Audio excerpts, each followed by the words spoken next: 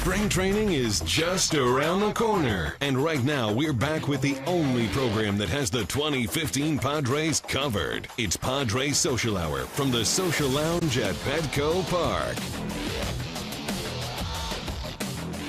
Welcome back to Padres Social Hour, packed show, fun show, and obviously one of the big stories around baseball in the last several months or so has been the saga of a certain Cuban prospect. We're going to talk about that and more with Ben Badler of Baseball America, a national writer who is on Twitter at Ben Badler, has done an outstanding job covering baseball in Cuba, which has become a hotter and hotter topic, it seems, than ever before. Ben, before we get to all of that, though, what do you make of this Padres offseason? It's been a lot of fun for us here in San Diego. Yeah, it's been wild. I really like what they've done.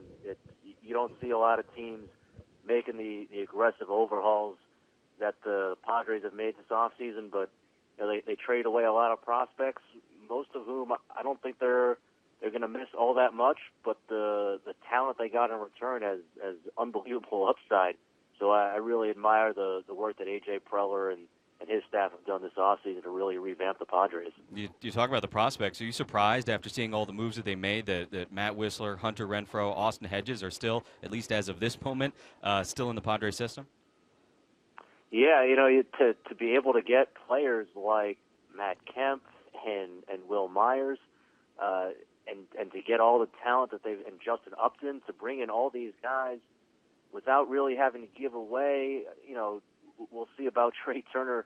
Obviously, it sounds like he's probably headed to the Nationals, but you know, they really didn't give up anyone else who I think they're going to miss all that much. So to be able to retain their best prospects, or the majority of their best prospects, and get this level of impact talent in return is really impressive.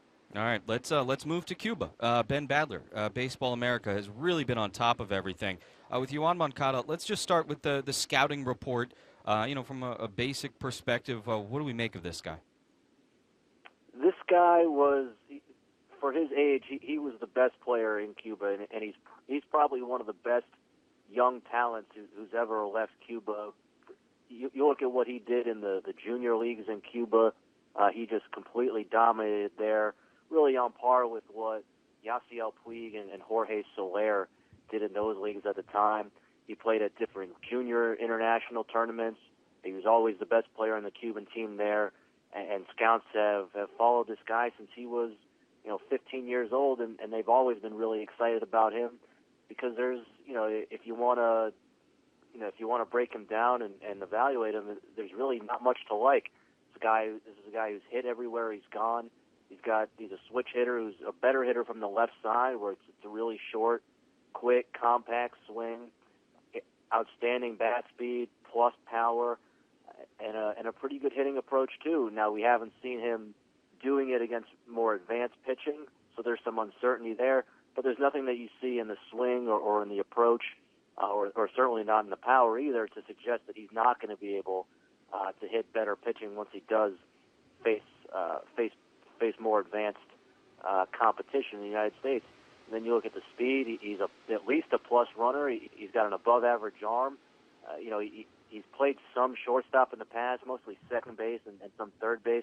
Probably fits best at either second or third base, but he has the speed to even put him in center field if you want. So there's a lot of versatility there. If you want to pick him apart, I think you're really nitpicking, because pretty much everything this guy does across the board is above average. Ben Badler of Baseball America is with us on the Cholula hotline. You wrote last week pretty much a top 20 prospect at worst, right? Kind of right off the bat as soon as he gets settled into a system. Yeah, absolutely. I mean, you put this guy in the draft, I think he'd be the number one overall pick. That's the kind of talent that you're talking about here. And yeah, the level of impact tools that he has, I think he's a top 20 prospect right away. He might even be a top 10 prospect, but it's hard to get too carried away with a guy who hasn't done it against minor league pitching, the way some of the other guys who would be ahead of him on the list have already done it and have that star upside that he has as well. Talking to Ben Badler about Yoan Moncada, like a lot of Cuban players who have had to make that journey off the island and to eventually the major leagues. Pretty wild story so far, and obviously it's not even completely written yet.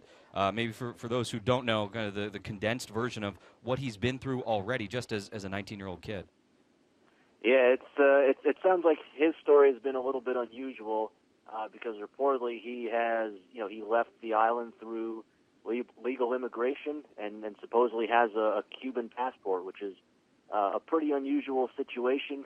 A lot of people aren't quite sure what to make of that, but he's out of Cuba now, and it sounds like he's on the on the verge of getting his career started. Pretty crazy situation. We talk about the process of signing an international player now. We've heard Rob Manfred in recent weeks talk about an international draft at some point. Does that feel like an inevitability to you, or are there still a lot of hurdles there, you think? I think that's certainly something that the commissioner's office wants to implement. To hear Rob Manfred say that, I think there was some question about how the new commissioner was going to approach that, but it certainly sounds like he wants it just as much as Bud Selig wanted it before him. But on the other hand, they've wanted this international draft for a lot of years now, and they haven't been able to implement it. There's a lot of legal and logistical hurdles involved. Which countries are involved in the draft? Is it going to be one draft or two drafts? What do you do with Mexico, for example, where if you're signing a Mexican player, you're essentially signing him directly from a Mexican league team.